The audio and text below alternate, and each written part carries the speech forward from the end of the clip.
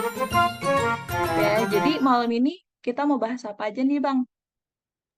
Eee, Cukup banyak ya yang mau kita bahas buat persiapan UTS kita. Kita nanti bahas HTML pastinya karena ini pemrograman web, terus nanti kita lanjut ke CSS, dan yang terakhir kalau sempat kita lanjut ke JavaScript dan habis itu sekalian praktek sebentar. Gimana nih, Bang? Udah siap belum sharing ke teman-teman yang lain? Oke, udah siap. Yuk langsung aja. Oke, nggak usah lama-lama lagi. Udah semangat banget nih kayaknya Bang Nugraha mau jelasin kita tentang materi pemrograman web ke teman-teman semua. Kalau gitu, waktu dan layar aku persilahkan. Oke, thank you Gana, thank you Hana. Oke, semua aku share screen ya. Tolong komen ya kalau screen-nya itu kelihatan atau enggaknya. Oke, kelihatan kan ya? Aman, Bang, kelihatan. Oke, jadi malam ini kita akan belajar pemrograman web.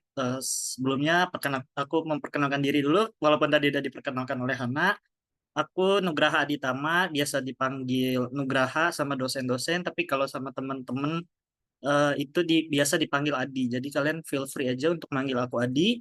Sekarang aku itu semester 5 dan saat ini aku juga udah bekerja ya, alhamdulillah, dan spesialisasi aku back end. Jadi teman-teman kalau nanti pengen mau jadi back end engineer itu bisa nanya-nanya aja ke aku ya, nanti bisa DM segala macam. Nah, balik ke topik string, kita kali ini fokus ke pemrograman web. Nah, apa aja sih yang mau kita bahas ya pada malam hari ini? Nah, malam hari ini tuh kita ngebahas akan ada 6 konsep ya. Ada 6 outline yang mau kita bahas. Yang pertama itu tentang konsep pemrograman web. Yang kedua itu tentang client side, server side, programming. Terus kita nanti akan mulai masuk nih ke HTML-nya. Mulai kayak ke komponen HTML. Komponen ini tuh kebagi jadi dua ya teman-teman ya. Ada yang namanya tag HTML dan ada yang namanya elemen HTML. Nah, habis itu kita ngebahas eee, hal-hal penting di dalam sebuah web, yaitu ada table, form, frame, hyperlink, terus ada image, audio, dan video juga. Nah, selain itu kita akan bahas juga CSS, karena web tanpa CSS itu nggak bisa bertampilan menarik gitu. Dan yang terakhir kita bahas JavaScript supaya web kita itu makin dinamis dan lebih gacor lagi untuk enak dipandangnya. Nah, pertama-tama kita lihat dulu apa sih itu pemrograman web? Nah, pemrograman web itu, sebenarnya gampangnya itu ini ya, proses pembuatan web. Web itu ada yang namanya single page application, jadi mungkin teman-teman pernah lihat portofolio-portofolio web gitu. Nah, itu namanya single page application, dan ada yang namanya app web. App web itu, teman-teman pernah make sehari-hari, yaitu Leads, terus ada juga Siakat gitu. Nah, web itu juga ada yang sifatnya dinamis dan ada juga yang sifatnya statis, teman-teman. Yang statis itu kayak yang tadi aku bilang, single page application, kayak isinya portofolio gitu. Sedangkan yang dinamis itu isinya berubah-ubah, kayak leads. Di situ teman-teman bisa ngumpulin tugas, tugasnya bisa berupa PDF, Word, video, link YouTube, kayak gitu. Dan juga kalau teman-teman buka KRS ya kan, di Siakat gitu, teman-teman ngambil matkul. Nah, itu dinamis. Kenapa dinamis? Karena datanya itu bisa berubah-ubah. Yang mengubah itu juga teman-teman gitu. Nah, setelah konsep pemrograman web, kita harus tahu nih, web itu kebagi jadi dua, yang namanya client side dan ada server side. Gampangnya itu ada yang tampilannya aja dan ada yang bagian mesinnya. Nah, di client side ini adalah fokus kita malam ini, yaitu kita akan belajar HTML, CSS, JavaScript. Jadi nih, client side ini yang sekarang kita lihat teman-teman nih, web Canva ini, yang kita lihat ini adalah client side-nya nih. Di sini teman-teman ngelihatlah tulisan editing begini, resize file, ini semua adanya di client side. Nah, sedangkan server side itu sendiri adalah ketika teman-teman misalkan nulis ini nih, judul di Canva, di sini kan ada judul string pemrograman web vol 3. Nah, ketika teman-teman ganti, ini nanti otomatis ke server itu keganti. Ini untuk nyimpen data. Nah, untuk nyimpen data itu dilakukan di server side. Dan sehari-hari aku kerjanya di bagian server side dan bukan di client side, teman-teman. Oke, kita lihat dulu nih struktur dasar sebuah website ya. Sebenarnya semua website itu strukturnya cukup simpel. Mau apapun itu websitenya, entah yang single page ataupun web app, itu tersusun dari yang namanya doc type ya. Di sini teman-teman bisa ngelihat doc type. Doc type HTML ini untuk menyatakan kalau ini tuh HTML, dibikinnya pakai HTML gitu. Nah, nanti kita tutup, kita bungkus lagi pakai tag HTML, setelah itu pakai head gitu. Ada head dan nanti ada bodinya. Nah, konten-konten ini itu kesimpan di body teman-teman. Konten tuh ya ini nih yang kita lihat sekarang, mulai dari tulisan yang ini sampai ini nih paling bawah di sini nih. Jadi ini mulai dari sini teman-teman ya. Dari sini sampai sini gitu. Pokoknya segini itu namanya konten. Nah, ini semua konten yang disimpan di dalam tag body. Ini teman-teman. Kayak gitu. Oke. Oke. Nah, selanjutnya kita lihat dulu nih, ada tag-tag dasar dari HTML. Sebenarnya dengan tag-tag ini aja, kita udah bisa dibilang kita udah bisa nih ngebuat website gitu ya. Yang pertama itu ada namanya tag head ya. Nah, di tag head ini itu nanti berisi informasi tentang website. Maksudnya informasi tentang website itu apa sih? Jadi teman-teman misalkan buka Google ya, terus ngetik suatu ini di sini YouTube misalkan gini. Nah, ketika teman-teman ngeklik YouTube dan nanti kan YouTube muncul ya paling atas. Nah, itu yang ditampilin itu informasinya yang berada di dalam tag head ini teman-teman. Oke. Nah, terus di dalam tag head itu biasanya cuman ada tag title biasanya ya yang simpelnya itu ada tag title.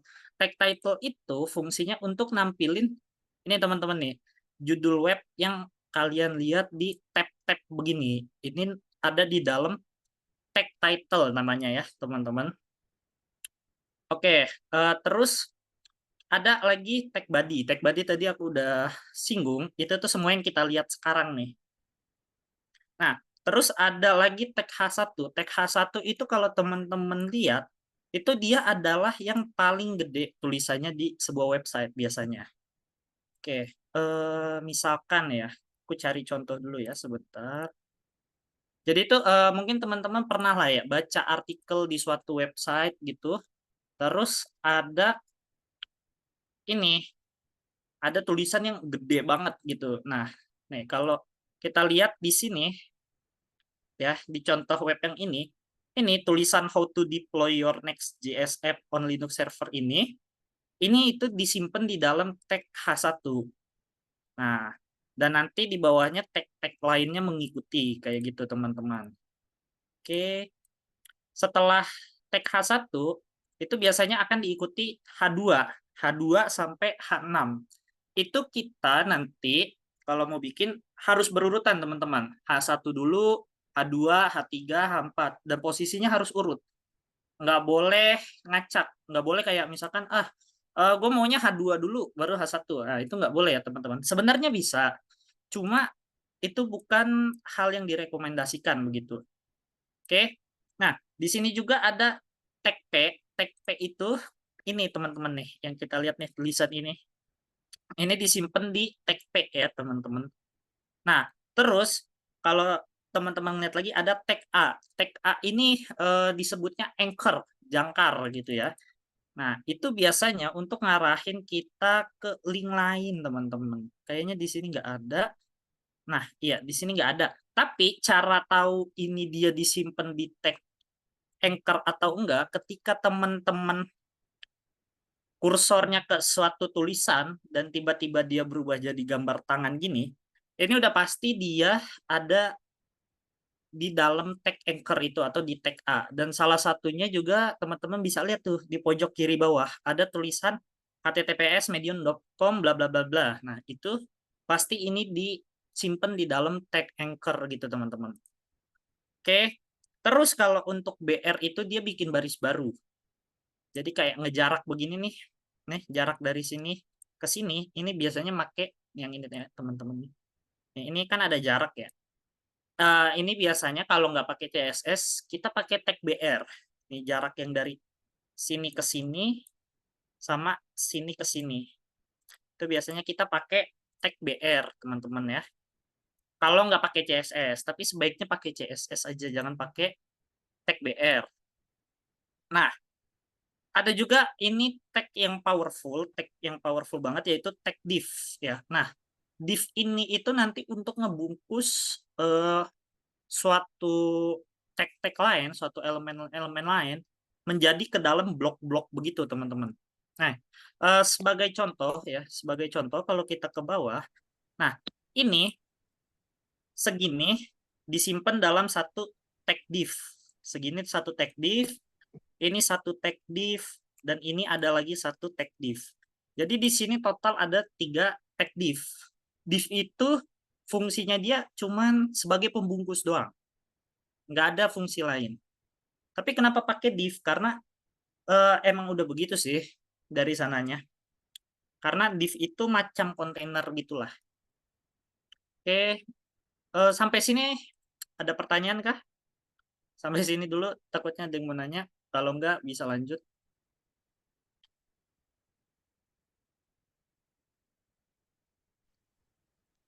Oke, aman ya, nggak ada yang nanya. Kita lanjut. Nah, habis itu ada nih untuk formatting. Nah, untuk formatting itu sebenarnya banyak kesamaan ya dengan biasa kita pakai di Microsoft Word atau Google Docs. Hah? Ya, kenapa?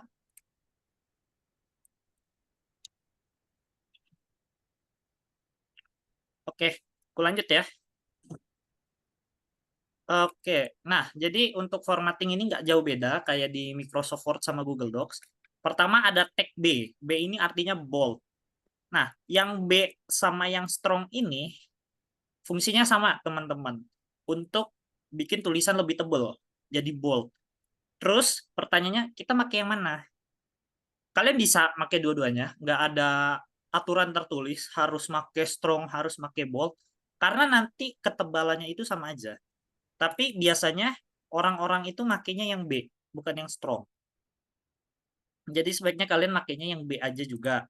Nah, di sini juga sama nih, yang I dan M ini sama-sama untuk ngebikin tulisan menjadi ini istilahnya miring gitulah, teman-teman. Ya kan jadi italic. Nah, kalian bisa makainya yang I aja karena lebih mudah diingat. Sebenarnya yang EM juga nggak ada masalah gitu. Nah, terus ada juga kalau kalian mau ngegaris bawahi tulisan, pakai yang tag U ini gitu. Kalau kalian nggak pakai kalau kalian nggak pakai CSS ya, pakai aja tag yang U ini gitu. Nah, di sini tuh ada banyak ya sebenarnya untuk formatting. Tapi yang biasa dipakai itu B, I, sama U. Biasanya sampai situ doang. Kecuali kalian ada kebutuhan untuk nulis rumus kayak X kuadrat, itu kalian pakainya yang sub ini. Dia itu adalah superscript. Jadi nanti tulisannya menjadi pangkat gitu. Oke, kita next. Nah, kita masuk nih ke atribut IMG ya, teman-teman. Jadi di atribut IMG ini, di tag IMG, itu fungsinya nampilin gambar, teman-teman. Nih, kalau kita lihat. Nah, ini kan ada gambar nih. Nah, di sini ada gambar, kita bisa lihat. Ini dia nampilinnya udah pasti pakai namanya tag IMG ya, teman-teman. Terus di dalam tag IMG itu kita harus ada beberapa atribut. Yang pertama itu SRC. SRC ini singkatan dari source, sumber gambarnya dari mana.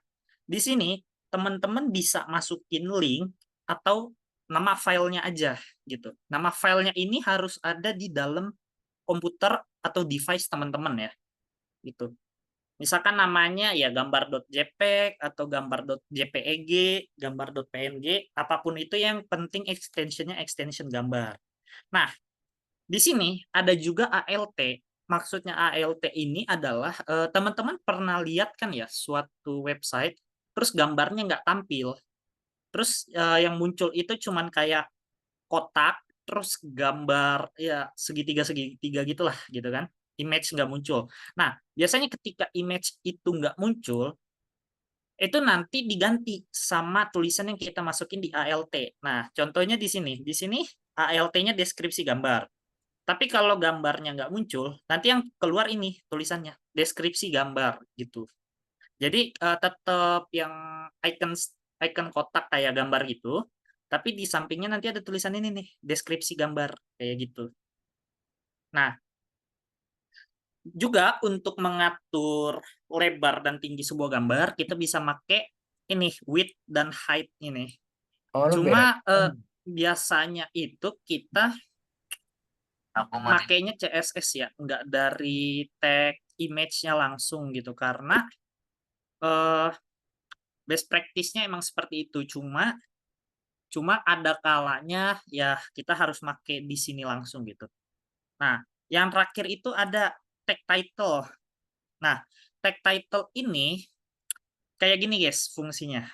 Jadi kalau ini gambar ya, terus kursor kita ke sini, teman-teman kan ngeliat ya di sini kursorku berubah kayak yang buat ya jadi lebih gedein gambar gitulah ya, kayak kaca pembesar. Nah, cuma kalau kita ngasih tag title ini, itu tuh nanti pas kita arahin kursor ke sini muncul nama gambarnya gitu, nama image-nya kayak gitu. Makanya ini namanya untuk menampilkan tooltip. Tooltip tuh ketika kita mengkursor sesuatu akan muncul tulisan seperti itu teman-teman. Nah, di sini kita lanjut ya. Nah, ini tag A, tag anchor atau biasa kita sebut hyperlink gitu ya. Di sini atributnya tuh dia gampang ya. Atributnya itu cuma 3. Yang pertama itu href, target, sama rel kayak gitu. Nah, jadi maksudnya tuh apa? Href ini kayak tujuan. Kita kalau ngeklik ini nanti diarahin kemana kayak gitu. Sedangkan target itu begini. Teman-teman pernah nggak buka link tapi kebukanya tab baru, bukan di tab yang saat ini. Nih, misalkan contohnya seperti ini. Di sini kan ada linknya. Ini kan link nih, tag A. Kalau kita klik, kita keganti di halaman yang sama. Kenapa?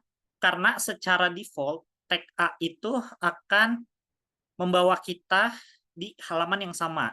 Maksudnya di tab yang sama, sorry. Nah, tapi kalau kita set targetnya itu menjadi underscore blank, itu kita akan ngebuka halaman tersebut di tab yang baru, teman-teman. Nah, yang terakhir itu ada namanya tag rel. Rel ini sebenarnya untuk ngasih tahu aja sih relasi antar halamannya apa. Ini tuh penting biasanya dipakai sama anak-anak SEO gitu ya. Jadi kita buat developer sebenarnya nggak terlalu mengkhawatirkan yang ini gitu. Oke, kita lanjut. Nah, di sini kita bisa membuat list, teman-teman. Listnya ini sama ya cara membuatnya. Cuman yang ngebedain itu dia adalah order list sama unorder list. Order list itu kayak 1, 2, 3, 4 atau A, B, C, D, E atau angka Romawi. Itu kita pakai tag OL. Nah, kan OL ini order list ini banyak ya. Ada yang 1, 2, 3 secara angka Latin, terus ada ABCD sama ada Romawi. Nah, nanti tuh ada atributnya namanya type ya, type. Itu nanti teman-teman bisa milih type-nya mau apa, yang ABC kah atau yang angka Romawi kah atau gimana gitu. Terus kalau untuk yang unorder list itu dia yang biasanya kalau di Google Docs teman-teman ngelihat yang lingkaran hitam atau lingkaran putih atau kotak atau segitiga. Nah, itu biasanya unorder list, teman-teman. Sama seperti order list juga nanti bikin kita kasih atribut type terus nanti type-nya itu menyesuaikan kayak gitu. Oke. Kita lanjut ya. Di sini kita selesaiin yang HTML dulu, teman-teman. Nah, di sini ada juga form. Form itu salah satu elemen penting di sebuah website ya. Karena contoh deh, leads yang biasa kita pakai, kita login pakai form. Kita ngumpulin tugas pakai form gitu kan. Jadi form itu sangatlah penting. Nah, form itu terdiri dari beberapa tag, teman-teman. Yang pasti itu tag yang pertama udah jelas teks formnya itu sendiri. Lalu ada tag input. Nah, input ini tempat kita menginput. Cuman type-nya itu ada banyak. Yang pertama ada text type-nya, yang kedua ada password, yang ketiga ada radio, ada checkbox, dan ada submit. Nah, kalau teks ini ya, contohnya ini. Di sini ketika kita ketik, nah type-nya ini adalah teks karena kita menginput teks. Ketika kita atur type-nya itu menjadi password, itu seperti yang di Leads, ketika kita typing itu tidak akan terlihat gitu. Nah, kalau radio itu adalah ada dua pilihan, bentuknya bulat. Nah, nanti teman-teman milih salah satunya aja, nggak bisa keduanya. Lalu yang checkbox itu bisa milih semua opsi yang disediain atau enggak. Nah, kalau kalau submit ini biasanya untuk buttonnya teman-teman. Kalau di Leads kan ada button login. Nah, itu biasanya dia input, type-nya itu submit kayak gitu. Jadi kalau kita buka Leads ya, di sini atau siakat ya, nggak usah deh Leads aja. Nah, ini tuh form ya teman-teman. Ini tuh form. Yang ini form, tapi dia versi kecil karena nggak banyak informasinya. Di sini kita pakai input, type-nya itu teks. Yang ini kita pakai input, type-nya password. Ini kita pakai input, type-nya checkbox. Ini kita pakai input, type-nya submit, teman-teman. Nah, langsung kebayang. Jadi teman-teman ini tuh dibikinnya pakai apa-apa-apa gitu. Nah, setelah itu ada juga yang namanya text area. Text area itu misal teman-teman ke Google Translate ya. Google Translate. Nah, ini tuh text area teman-teman. Kenapa text area? Bedanya text area itu sama input yang teks ini, input teks ini tuh punya batas itunya teman-teman. Batas apa ya istilahnya? Batas ukuran. Dia tuh ukurannya udah pasti fix, nggak akan nambah. Nah, sedangkan text area semakin panjang kita ini ngetik, dia tuh akan turun, turun, turun, turun, ngelebar, ngelebar, ngelebar. Ini text area, teman-teman. Nah, lalu ada select and option. Select and option ini lebih ke drop down, teman-teman. Drop down, dia tuh drop down. Jadi kalau kita lihat di leads itu, bukan drop down yang ini. Kayaknya nggak ada deh contohnya. Pokoknya dia tuh drop down yang teman-teman tuh milih pilihan. Tapi yang ini bukan drop down ya. Ini juga drop down, tapi ini bukan di dalam form, teman-teman. Ini mereka di dalam navbar kayak gitu. Nah, habis ada yang select and option untuk drop down itu, ada input type-nya date, email, sama file. Yang terakhir itu label. Nah, label itu kalau di sini nggak ada nih untuk di leads itu nggak ada label, tapi kalau di Siakat seingatku ada deh. Nah, di Siakat juga ternyata nggak ada. Jadi itu label itu biasanya teman-teman kita temui di sini. Ini kan ada inputan ya, tempat input field. Nah, biasanya di sini ada tulisan kayak username gitu. Nah, tulisan itulah yang disebut dengan label, teman-teman.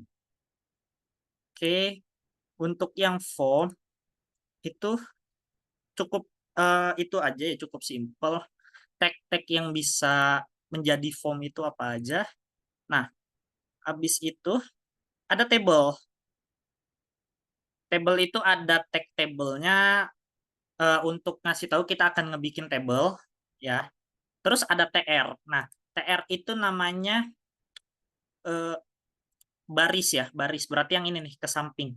Antara dari tag ke keterangan gini. Ke samping itu namanya row. Lalu Kalau TD itu isi selnya. Ini tuh namanya sel nih teman-teman nih. Yang ini yang ada tulisan digunakan untuk mendefinisikan bla bla bla.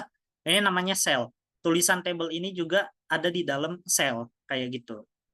Nah, ini bedanya TD dan TH itu apa? TH itu dia pasti ada di paling atas.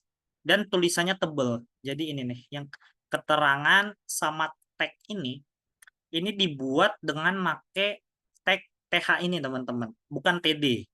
Jadi kalau ada tulisan table paling atas itu teman-teman pakainya TH, jangan TD. Karena supaya kelihatan tebel secara otomatis kayak gitu. Nah, lalu ada call group dan call. Nah, ini biasanya itu untuk nge-merge kolom teman-teman. Kayak gitu. Call group dan call. Lalu ada T-body. Nah, T-body itu ini dari sini teman-teman nih. Ini kan table ya. Yang kita lagi lihat warna putih ini table. Ini dari sini nih segini. Ini tuh T-body kayak gitu. Terus untuk T-head itu yang atas ini dari tag sampai keterangan itu T-head. Jadi gampangnya T-head itu ngedefinisiin kalau nanti di dalamnya ada TR-TR. T-body itu ngedefinisiin nanti di dalamnya ada TD-TD. T-food itu jarang dipakai. Nah, karena jarang dipakai jadi kita nggak akan membahas ya. Oke teman-teman, untuk tag HTML itu udah selesai sampai sini. Nextnya kita belajar CSS. Sampai sini ada yang mau ditanyain? Sebelum kita lanjut ke CSS. Boleh raise hand atau via chat juga boleh teman-teman kalau males untuk ngomong gitu.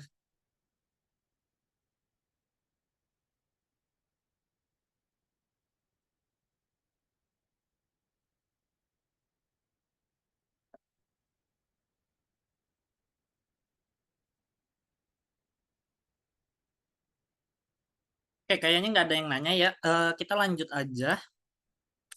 Oke, selanjutnya kita langsung bahas CSS ya teman-teman. Oh ya, ini ada pertanyaan bagus dari Rigi Yoga. Untuk call group itu dia mirip kayak call span ya? Iya, dia mirip fungsinya sama kayak call span untuk call group itu. Tapi mungkin kamu familiarnya sama call span ya. Jadi biasanya orang-orang makainya call span gitu. Dan aku juga sebenarnya makainya call span, bukan call group gitu. Gitu Rigi, untuk pertanyaanmu jawabannya ya. Oke, kita lanjut ke kita lanjut ke CSS ya teman-teman ya. Nah, di sini CSS itu dia yang harus teman-teman ketahui, CSS itu bukan bahasa pemrograman. HTML juga bukan bahasa pemrograman. Oke. HTML itu hanya markup language dan CSS itu untuk nambahin style-style. Nah, style-style yang bisa diatur di CSS itu apa? Biasanya warna, font, layout. Nah, itu biasanya 3 hal yang diatur di CSS. Tapi nanti teman-teman juga bisa ngatur radius, border radius, bikin shadow gitu, teman-teman juga bisa. Oke. Nah, ada 3 cara buat nampilin CSS atau pakai CSS. Ini Visual Studio Code-ku kelihatan nggak, Hana? Ini di sini Visual Studio Code-ku kelihatan. Jadi ada 3 cara untuk make ini ya CSS. Jadi yang pertama itu teman-teman ya, kita bisa makainya inline. Inline itu misalkan kita punya sebuah tag IMG kayak gini, ya kan? Nah, di sini kita kasih aja langsung style kayak gini. Di sini nanti semua style CSS yang kita masukin di dalam sini itu disebut inline CSS. Nah, kalau di dalam kan itu tadi inline ya. Terus ada juga yang namanya internal. Nah, kalau internal itu di dalam tag head ini kita bikin namanya tag style kayak gini. Terus kita tinggal panggil aja tag-nya atau apalah kayak gitu. Nah, jadi di sini misalkan bodinya nanti kita atur background color-nya putih-putih, font family-nya Arial dan sebagainya macamnya gitu. Oke. Nah, ini yang internal. Terus ada juga yang namanya eksternal. Eksternal itu caranya kita bikin file CSS baru. Di sini biasanya kalau bikin file CSS kita namainnya style.css. Nah, kayak ginilah misalkan biasanya ya. Nah, di sini kita panggil apa ya? Pakai ref kalau nggak salah. Gitu. Buat manggil CSS-nya. Nah, CSS itu kan banyak ya yang diatur ya teman-teman. Nah, itu kita bisa ngelihat nih, teman-teman bisa ngelihat nih di link ini namanya CSS sheet nih ya. Jadi kalau kita buka isinya tuh kayak gimana sih? CSS sheet yang ini. Dia ini bukan PDF ya, teman-teman. Di sini tuh teman-teman nanti buka nih yang paling atas ini nih ya, CSS cheat sheet interaktif not a PDF. Ketika teman-teman buka, nah di sini teman-teman bisa ngeliat nih CSS tuh ada apa aja, cara makainya kayak gimana gitu. Nah di sini teman-teman bisa nih kayak ngegeser-geserin. Nanti di sini hasilnya ada yang di bawah kayak gitu. Teman-teman bisa lihat. Nah kayak gini ya teman-teman. Jadi ini lumayan sih membantu teman-teman untuk belajar CSS yang lumayan banyak, ya kan? Nah, box shadow-nya juga ada kayak gitu.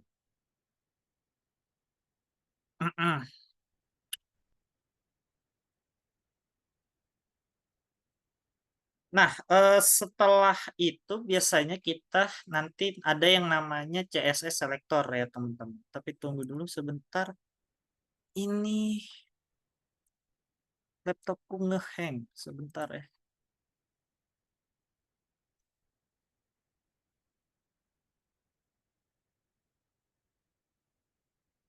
Sebentar. Oke, sorry. Laptopku ngehang. Nah, di sini eh, setelah tahu ya CSS itu ada apa aja. Jadi ada yang namanya selector untuk CSS. Di sini cara manggilnya tuh banyak teman-teman. Yang pertama ada universal selector. Universal selector itu yang ini teman-teman. Kalian ngelihat tanda bintang ini. Nah, ini namanya universal selector. Universal selector ini buat satu halaman ini, satu file HTML ini, nanti stylenya akan ngikutin ini teman-teman. Jadi kalau misalkan di sini teman-teman tulisnya background color black gini misalkan ya. Nah, nanti satu file HTML ini akan berubah backgroundnya jadi hitam. Walaupun teman-teman nanti timpa make body begini, ya di sini terus background colornya kita ganti jadi red, ini tetap akan black teman-teman. Kenapa? Karena dia itu universal, dia ini yang otoritasnya tertinggi gitu. Nanti kita belajar namanya specificity untuk CSS. Itu tuh tentang bagaimana eh, style mana yang akan diterapkan terlebih dahulu kalau ada multiple style di satu tag atau elemen. Nah, setelah universal ada yang namanya tag selector teman-teman. Nah, tag selector ini adalah kita manggil nama tagnya. Di sini ada body. Terus bisa juga kita manggil P, tag paragraf kita panggil kayak gini. Atau UL, atau LI teman-teman. Nah, ini kita panggil gitu ya. Ini namanya selector tag teman-teman. Oke. Terus habis itu ada selector class teman-teman. Kita pakai titik manggilnya. Nih. Jadi kalau kita baca pakai bahasa manusia itu kayak gini. Tolong cariin kelas dengan nama container. Kalau udah ketemu, terapin style ini. Nah, itu namanya kelas selector, teman-teman. Ada kelas, ada ID. Nah, ID itu kita manggilnya pakai hashtag. Hashtag. Nah, ini sama cara bacanya kayak yang pakai kelas selector. Kita bacanya tolong cariin sebuah kelas dengan nama main kayak gini. Nah, nanti kalau udah ketemu tolong kasihin style ini kayak gitu. Terus ada yang namanya atribut selektor. Atribut selektor itu contohnya kayak gini, teman-teman. Input type sama dengan teks nih. Atribut di sini adalah kita mencari, nah yang ini bacanya kayak gini nih teman-teman. Yang ini kita bacanya tolong cariin saya tag input tapi yang punya atribut type-nya itu teks. Jadi ketika udah ketemu tag input dengan atribut teks, atribut type-nya teks itu, nanti kita terapin CSS-nya kayak gitu. Nah, setelah ada atribut selektor ini, ada namanya grouping selektor. Grouping selektor tuh kayak gimana? Contoh, teman-teman itu di webnya punya H1, H2, H3. Teman-teman mau ngasih mereka style yang sama, tapi teman-teman nggak mau pakai kelas, karena kelas teman-teman ngerasa kelas ini cocoknya cuma buat H1 doang, kelas ini cocoknya buat H2 doang gitu. Atau teman-teman juga nggak mau pakai ID. Tapi teman-teman mau nerapin satu style yang sama ke H1, H2, H3. Caranya kita pakai grouping selector. Grouping selector itu kita tulisnya begini teman-teman. H1, H2, H3. Terus kita kasih atributnya apa. Kayak gitu teman-teman. Sorry, bukan atribut. Kita kasih stylenya itu apa. Ini namanya group. Grup itu ditandain dengan koma. Jadi ini mereka satu grup. Nanti kita kasih style ini. Kayak gitu. Ini better pakai ini ketika kalian ragu. Apakah nanti kelas kontainer ini cocok dipakai untuk di semua tag atau enggak gitu. Kalau kalian ngerasa nggak cocok, pakai aja atribut gitu. Nah, setelah ada atribut ya teman-teman, ada yang namanya descendant selector. Jadi, contohnya begini. Teman-teman punya tag section di sini, terus di dalamnya itu ada tag P. Tulisannya ya lorem aja lah, kayak gini. Nah, teman-teman mau manggil nih tag P ini, tapi nggak mau pakai kelas, nggak mau pakai ID, teman-teman.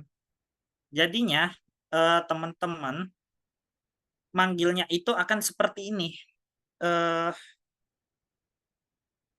Manggilnya itu teman-teman, pertama kita cari dulu si P ini di atas siapa. Kita tahu, oh P ini ada di dalam section. Kita tulisnya gini, section P. Nah, kalau diartiin ke bahasa manusia, artinya gini, tolong cariin saya tag P di dalam tag section. Kalau ada, kasih style ini. Kayak gitu. Itu kalau ditranslate jadi bahasa manusia. Nah, sekarang timbul pertanyaan, apakah untuk descendant selector ini hanya bisa tag aja? Enggak, teman-teman. Ini bisa untuk misalkan teman-teman di sini di dalam kita bikin ini baru div, terus di dalamnya itu ada kayak gini. Nah, teman-teman mau manggil nih si teks yang ini. Cuman karena ada banyak gitu ya. Ada p lagi gitu. Tapi teman-teman cuman mau misalkan nanti ada gini deh, ada div container, terus ada div container 2, terus ada lagi di sini teks. Nah, di sini teman-teman cuman di sini teman-teman itu cuman mau ngasih style ke P yang ini doang, P dengan kelas teks yang di dalam div container doang, teman-teman ya. Nah, cara manggilnya itu teman-teman gini aja, container teks kayak gini. Kenapa? Karena kalau teman-teman manggilnya, katakanlah teman-teman manggilnya div.text, ada problem. Di sini teks, dia di dalam div. Di sini teks, tapi dia di dalam div juga. Nah, jadi teman-teman bisa manggilnya kayak gini, teman-teman. Ini artinya adalah, tolong cariin saya kelas teks yang berada di dalam kelas kontainer. Kalau udah ketemu, tolong kasih style ini. Kayak gitu, teman-teman. Nah, ada pertanyaan bagus. Gimana cara kita menentukan sebuah kelas yang efisien? Kita sebelum menentukan sebuah kelas yang efisien, kita pikirin baik-baik dulu. Kita sebagai developer, sebagai programmer, kita pikirin baik-baik dulu. Misal ya, misal. Nih, kan ada, kita setiap bikin file HTML baru kan isinya beginian doang kan? Nah, kita pikirin dulu, kita mau ngapain aja. Misal, di sini ada namanya kontainer. Kalau kontainer itu, gini, kontainer itu dia fungsinya, gini teman-teman. Kan semua halaman web itu kotak ya, kayak gini. Nah, si div container itu dia cuma ngekonten beberapa tag, kayak gini doang. Jadi, kontainer yang ini nanti isinya cuma di bagian sini doang. Nah, kalau contoh realnya, kita balik lagi ke Medium di sini. Nah, eh, eh, eh, eh. Nah, ini kontainer nih teman-teman nih ya.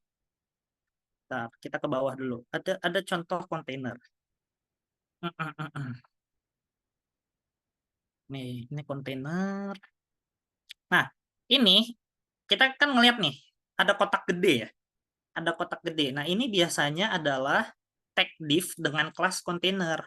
Kenapa? Karena dia akan ngebungkus div-div lain. Nah, di sini ada div lain nih. Nah, either biasanya sih gini, ada div lagi kayak gini, dan ada lagi div di sini kayak gitu. Nah, kita udah tahu nih, di sini kita udah tahu purpose-nya apa. Yang pertama, div yang satu ini sebagai kontainer, ya. Yang ini sebagai kontainer. Nah, di sini yang sebelah kiri, yang kiri ini, yang kiri, ya, yang kiri nih, yang sebelah sini, kita tahu dia menjadi pembungkus sebelah kiri dan div yang di kanan berfungsi sebagai pembungkus di sebelah kanan. Kita cari padanan kata bahasa Inggris untuk pembungkus tuh apa. Jadi teman-teman biasain kalau bikin kelas atau ID itu pakai bahasa Inggris, teman-teman. Jangan pakai bahasa Indonesia karena lebih gampang dicari gitu. Nah, kita tahu padanan kata pembungkus wrapper. Nah, div yang kanan ini kita kasih nama kelasnya. Tujuan div yang kanan tadi buat apa? Pembungkus elemen-elemen atau tag-tag lain di sebelah kanan. Kita namain kelasnya right wrapper. Kayak gini. Nah, nanti yang sebelah kiri kita namain lagi. Fungsinya apa? Pembungkus. Pembungkus di mana? Sebelah kiri. Kita namainnya apa? Ya, benar. Left wrapper. Nah, kayak gitu. Jadi kita harus tahu dulu layout web kita tuh mau kayak gimana sih. Nah, setelah kita tahu, nanti kita identifikasi lagi. Tag ini fungsinya buat apa? Tag ini fungsinya buat apa? Kayak gitu. Nah, ini kan tadi yang div ya. Sekarang kita masuk lagi deh ke yang lain. Di sini ada penulis. Di sini ada jumlah followers. Di sini ada namanya instansi dia. Di sini ada button follow, di sini ada button apa ini? Anggaplah button subscribe, ya kan? Ada 5 elemen atau ada 5 tag lagi nih. Gimana cara kita nentuin kelasnya? Gampang. Kita cari tahu purpose-nya ini apa? Nampilin nama penulis. Ya kan? Yang ini purpose-nya apa? Nampilin jumlah followers. Yang ini, bukan yang ini sih. Yang writer for nggak usah. Jadi mulai dari sini. Yang ini fungsinya apa? Sebenarnya segini sih. Nih, yang ini fungsinya apa? Yang ini fungsinya apa? Yang ini fungsinya apa? Kalau kita breakdown, setelah kita breakdown, kita tahu fungsinya apa. Si written by Benny ini fungsinya adalah display writer name. Nah, biasanya kita tulisnya jangan writer name. Kenapa jangan? Karena kalau kita scroll ke atas, ya. Nah, di sini ada nih writer name. Itu nggak bisa. Kan kita nggak bisa ngasih, sebenarnya bisa ngasih kelas yang sama, tapi kan ukurannya beda jauh, ya kan? Nah, kita tahu ini nama penulis nih, tapi dia ada di footer kayak gitu. Kita namainlah dia di sini writer footer kayak gini. Atau footer writer kayak gini nggak apa-apa. Yang penting ngasih tahu letaknya dia di mana, terus fungsinya dia tuh apa kayak gitu. Nah, nanti yang bawahnya juga buat yang followers kita tulis footer followers. Terus kita tulis lagi nih untuk yang writer for Bina Nusantara IT, kita tulis lagi footer institution atau occupation ya. Occupation. Nah, ini udah yang sebelah kiri. Terus kita pindah ke kanan. Kita tulis button follow footer kayak gitu. Ada lagi tombol subscribe, kita tulis button subscribe footer kayak gitu. Nah, itu dari aku cara untuk nulis kelas yang efisien. Tentuin dulu tag-tagnya itu fungsinya apa kayak gitu. Setelah itu baru deh kasih nama. Jadi jangan sembarangan ngasih nama, guys. Karena nanti kalian sendiri yang bingung. Ini kelas buat apa ya? Di mana ya? Ngapain ya? Kok gue ngasih nama ini ya? Nah, jangan. Kalau bisa kalian bikinnya yang rapih kayak gini. Left wrapper, right wrapper, container. Ini sebenarnya kontainer juga salah nih. Aku ngasih contoh. Kenapa salah? Kontainer ini ada di mana? Di footer. Seharusnya kita ganti jadi kontainer footer kayak gitu. Kontainer footer. Nah, itu udah guys tadi terakhir sampai mana? Sampai descendant selector. Nah, ada descendant selector, ada child selector, teman-teman. Sebentar, nge-lag.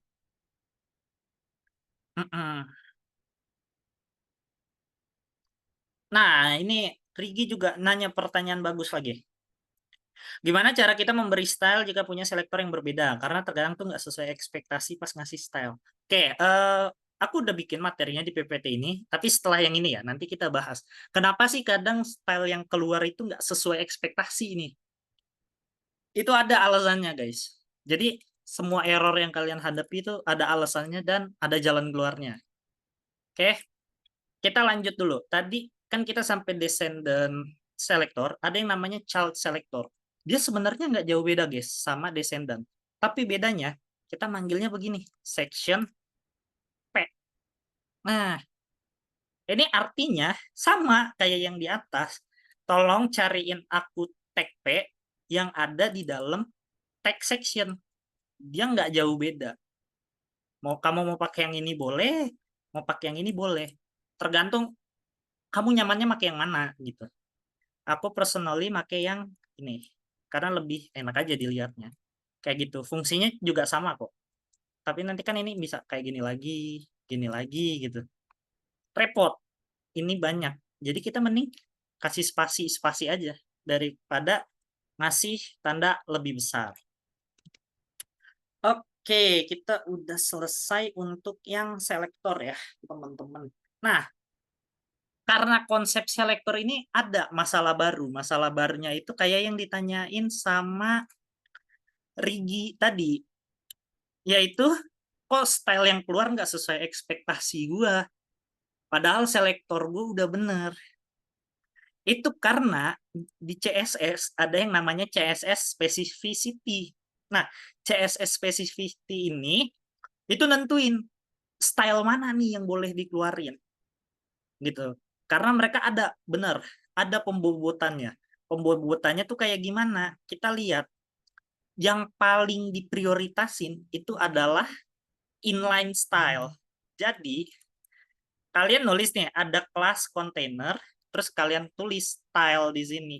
Background color red nih ya. Kalian tulis kayak gini di sini. Terus habis itu di sini kita tambahin ID deh biar sesuai contoh.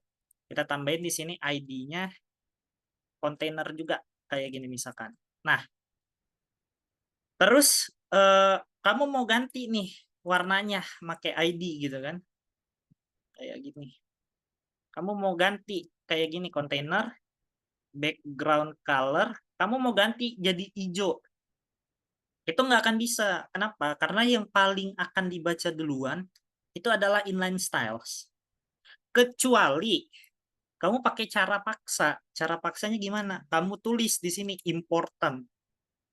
Ketika kamu ngasih important, ya, background color green important, background color red ini nggak bisa apa-apa. Karena dia dapat prioritas. Ini VIP nih. Ini VIP pass nih. Important ini VIP pass. Ya fast tracknya Dufan gitulah. Kamu nggak bisa marah gitu kan. Karena ya udah emang jalurnya dia. Ini caranya pakai gini. Cuma pakai ini tuh dalam keadaan-keadaan tertentu aja. Nah, perhitungannya tuh kayak gimana sih? Kan ada ID. Tulisannya gini. Urutannya tuh inline, ID, class, sama yang terakhir itu type selector. Type selector itu ada yang tag doang kayak kalian manggil div PAUL atau ada pseudo class. Pseudo class itu contohnya kayak gini. Before. Tapi kalian harusnya baru belajar ini setelah UTS. Jadi nggak aku ajarin. Ada before, terus ada after gitu. Ini hitungannya type selector dan dia paling bawah. Dia di paling bawah sama kayak yang ini. Gini. Nah, ini paling bawah nih, teman-teman. Kalau mau ngitung, ngitungnya kayak gini. Bentar. Nih, cara ngitungnya tuh kayak gini. Ada 4 angka A, B, C, D. A-nya itu inline, B-nya set ID, C-nya kelas, yang D-nya itu type. Jadi, kalian akan kalah ketika di elemen atau di tag kalian tuh kalian ngasih style-nya di inline. Ketika di inline dan kalian nggak ngasih ID ataupun kelas, kan otomatis dia nilainya 1000 ya. Kamu mau gabungin 999, kamu mau gabungin 9 ID, 9 kelas, 9 type di elemen itu, kan hasilnya juga tetap 999 ya. Kalah gitu. Nah, jadi teman-teman harus mempertimbangkan, mengkonsiderasi lagi mau make ID kah, mau make kelas atau mau make type kayak gitu.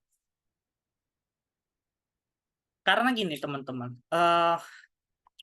ini sebuah tips ya dari mentorku juga. Kalian itu jangan terlalu sering make ID. ID itu cukup satu aja, satu ID untuk satu tag. Jadi misalkan kayak gini. Ini aku hapus dulu. Oke, anggaplah kita punya banyak, nanti di web kita punya banyak section ya. Section, section, kayak gini, section. Nah, di sini teman-teman tuh harus nentuin section ini buat apa. Tapi karena section itu kan bagian paling luar, setelah section baru div biasanya. Di sini biasanya pakai ID.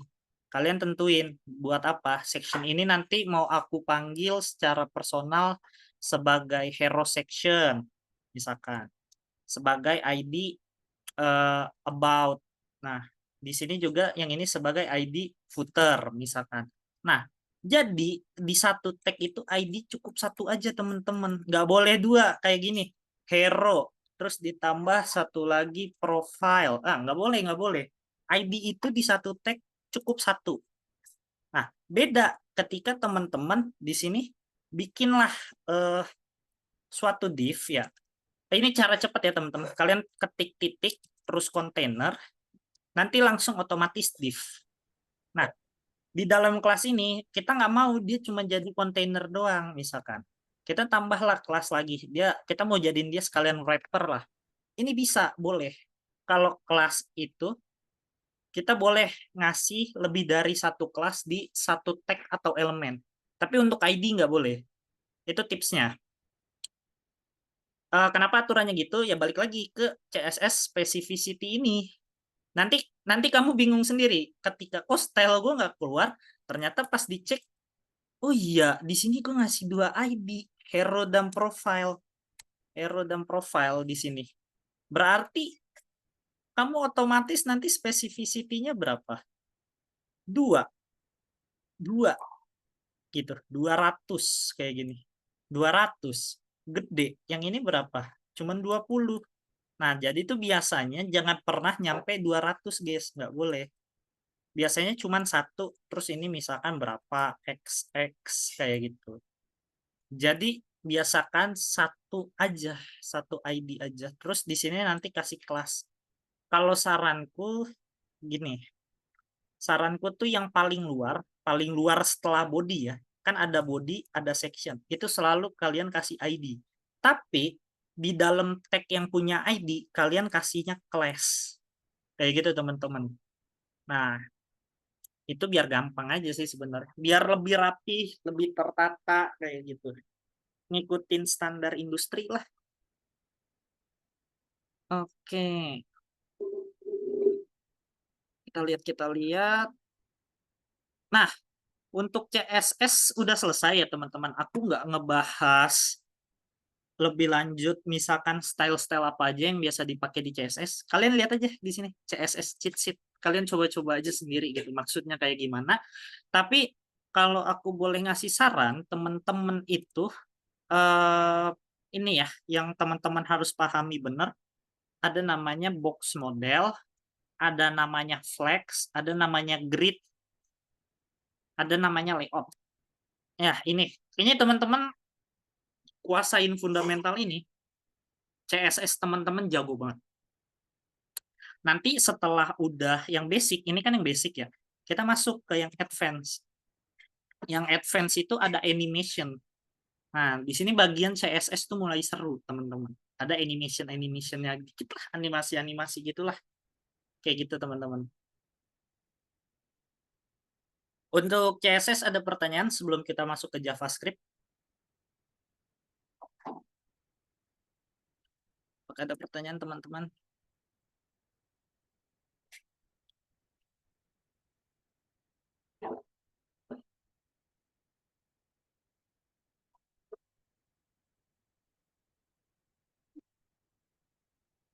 Oke, Oke, nggak ada pertanyaan ya. Kita lanjut aja ke JavaScript. Nah, di sini teman-teman untuk bikin web itu, ketika teman-teman bilang bahasa pemrograman lu apa, teman-teman jangan bilang HTML, CSS. Nanti diketawain sama yang udah tahu. HTML, CSS itu bukan bahasa pemrograman. Bahasa pemrograman itu di pengembangan web cuma satu, JavaScript. Untuk di tingkat kalian ya, semester 3 sebelum UTS dan sampai ya sampai sebelum UTS, bahasa pemrograman pengembangan web yang kalian pelajarin hanya JavaScript, teman-teman, gitu. Jangan bilang HTML dan CSS bahasa pemrograman ya. Nah, jadi itu sebenarnya JavaScript ini buat apa gitu kan? Nih, teman-teman lihat ya, kursorku ada di page 19, ya kan? Terus aku bisa ngeseret ini nih. Kalian teman-teman ngeliat kan ini keseret nih kayak gini. Ah, ini pakai JavaScript, teman-teman. Ini semua pakai JavaScript. Nanti ini yang udah advance ya JavaScript-nya. Nah, nanti teman-teman bisa nge-seret-seret ini kemana gitu. Terus taruh lagi. Nah, itu pakai JavaScript, teman-teman. Nanti teman-teman eh, perdalami lagi ilmu JavaScript-nya soalnya sekarang lagi banyak dicari programmer JavaScript. Kayak gitu, teman-teman. Nah, di sini JavaScript-nya tuh kita bahas variabel, tipe data, conditional statement, sama looping statement ya teman-teman. Nah, di sini kita langsung praktek aja lah untuk variabel ya. Sebentar. Oke, di sini kita bikin file baru namanya script.js. Kalau di pemrograman web, JavaScript itu biasa disimpan namanya script ya teman-teman, script.js. Nah, untuk variabel itu ada 3 teman-teman, var, let, cons. Cuma si var ini kita udah nggak ajak dia main. Kenapa? VAR ini tuh udah zaman purbakala teman-teman, udah nggak bagus gitu. Nah jadinya sekarang kita makainya let, teman-teman ya. Nah sekarang perbedaannya let sama cons itu apa? Cons itu dia untuk sebuah value yang tidak akan pernah berubah karena dia konstanta. Contoh, pi. Pi itu berapa? 3,14 kan? Dia nggak akan berubah. Sampai kiamat juga dia tetap 3,14 gitu kan.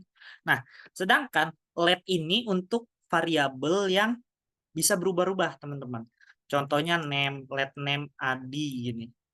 Terus, oh sorry, aku kebiasaan pakai bahasa lain.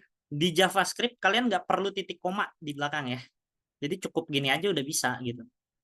Dulu sih nggak bisa, tapi sekarang bisa. Nah, name ID kan name itu berubah-berubah ya. Name untuk user kan biasanya berubah-berubah, nggak ID doang. Misalkan Gana kayak gitu. Misalkan Hana kan berubah. Nah, untuk age juga let age misalkan 18. Tapi emang Hana akan 18 terus? Enggak kan? Hana nanti jadi 19, jadi 20, jadi 21. Kayak gitu teman-teman. Untuk variabel ingatnya gini aja. Let itu kan artinya izinkan ya, bahasa Inggris ke Indonesia izinkan. Izinkan ya berarti kan bisa berubah-berubah terus, sedangkan cons itu konstan gitu. Jadinya nggak akan pernah berubah. Ingatnya gitu aja. Nah, teman-teman nanti biar sama dosen kelihatan jago, jangan pakai var ya. VAR itu udah nggak pernah dipakai lagi. Di kantorku tuh udah nggak ada yang pakai variabel VAR ini. Jangan pakai VAR. Kalian ganti VAR itu dengan LED, oke?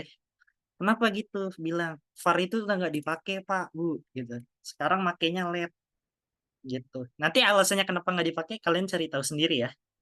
Nah, untuk variabel kayak gitu aja, gampang. Nah, di sini tuh ada tipe data. Nah, tipe data kalian udah belajar itu kan ya, SDA, struktur data algoritma gitu. Nah, kita ketemu lagi tipe data, tapi nggak sekejam yang waktu struktur data algoritma. Tipe data di JavaScript tuh kebagi dua. Ada yang primitif sama ada yang non primitif. Yang primitif itu number. Oke, nggak ada di JavaScript namanya integer. Kalau besok ujian ada pilihan ganda terus kalian jawab integer, kebangetan. Nggak ada integer di JavaScript ya teman-teman. Di JavaScript itu number, mereka nggak kenal apa itu integer. Gue taunya number. Terus string, teman-teman tahu lah nih yang kita lihat sekarang ini string teman-teman nih. Ah ini string nih, string sampai sini. Terus ada yang namanya boolean. Boolean itu cuma true false. Tahu true false-nya itu gimana? Aku ini login true, kelihatan dari mana? Di sini ada inisial akunku AY gitu. Nah, terus ada namanya undefined dan ada null. Oke, teman-teman ada yang tahu bedanya undefined dan null itu apa? Ada yang tahu? Ada yang tahu?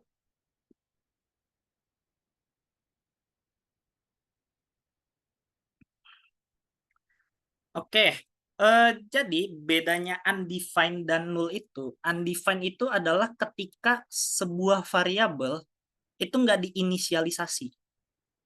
Sedangkan kalau null itu ketika isi variabelnya itu kosong, teman-teman. Bedanya tidak diinisialisasi dan kosong itu ketara ya. Ini kita punya variabel namanya kosong, gini. Nah, kosong ini kita kasih null. Null ini ngasih tahu nih, ini variabel kosong. Sedangkan kalau undefined ya, undefined, dia udah gini aja. Nih, terus kita coba manggil nih, kayak misalkan console log undefined gini, undefined. Nanti hasilnya kayak gimana? Hasilnya ya undefined. Tapi kalau kita manggil kosong, hasilnya null. Null ini teman-teman kan juga udah belajar database kan? Itu untuk sementara nilainya kosong sampai nanti ada nilai yang bisa kita isi, itu null. Kalau undefined, nih tadi tipe data undefined, ini penyebab error teman-teman. Kalau teman-teman nanti di akhirnya ngebuat suatu aplikasi buat UAS, terus ada error, kemungkinan errornya itu ya yang sering aku temuin either undefined atau enggak null, atau enggak di booleannya. Biasanya errornya di situ sih. Nah, terus ada juga simbol sama big integer. Simbol ini jarang dipakai, jadi nggak dibahas.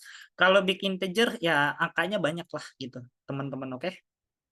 Nah, kita lanjut. Selanjutnya ada primitif, ada modern. Tapi kita nyebutnya non-primitif ya, teman-teman, bukan modern. Nah, di sini kita lihat nih, string, boolean. Nah, di sini, undefined. Undefined adalah nilai yang secara otomatis diberikan oleh JavaScript ketika sebuah variabel telah dideklarasikan tetapi belum diberi nilai.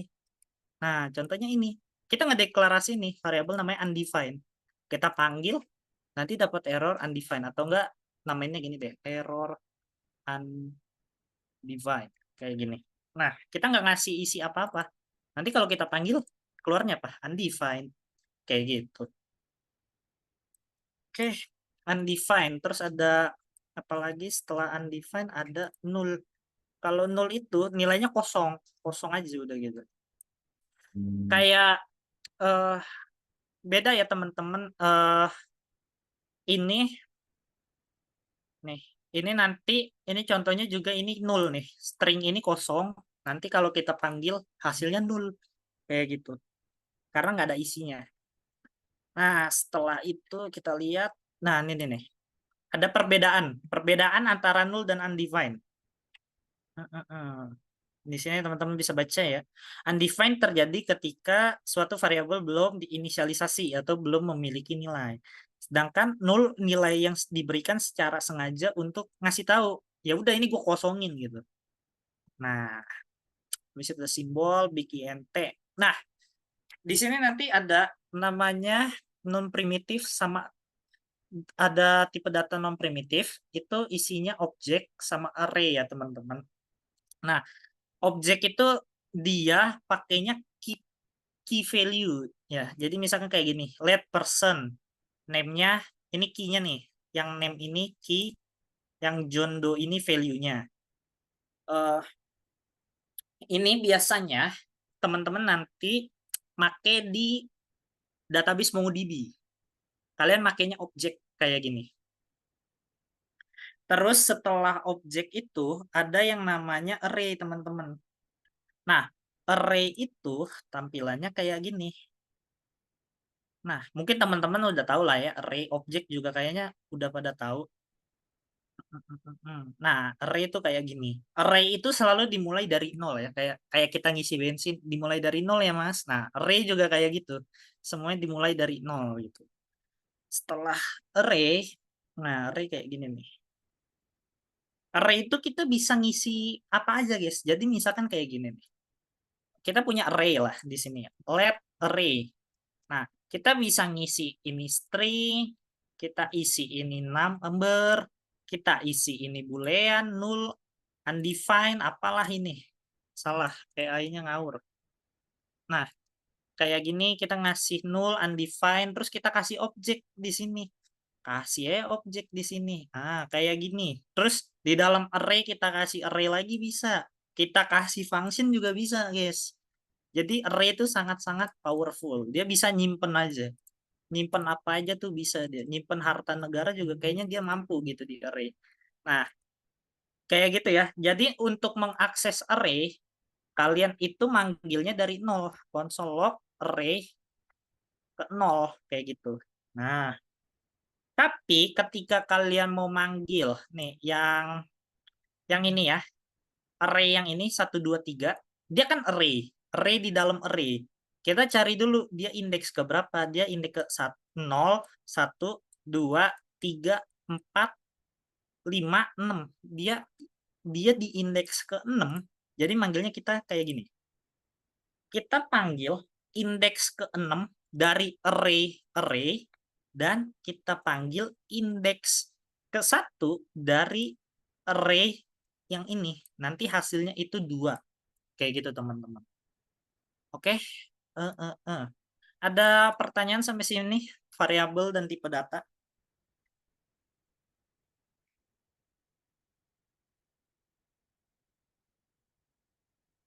Ada teman-teman? Boleh kalau mau nanya langsung nanya aja.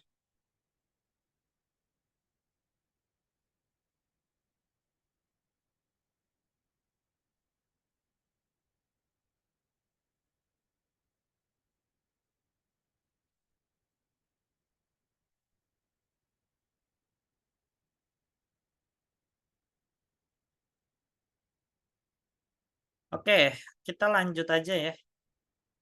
Eh, Kita masuk ke percabangan ya, teman-teman, conditional statement.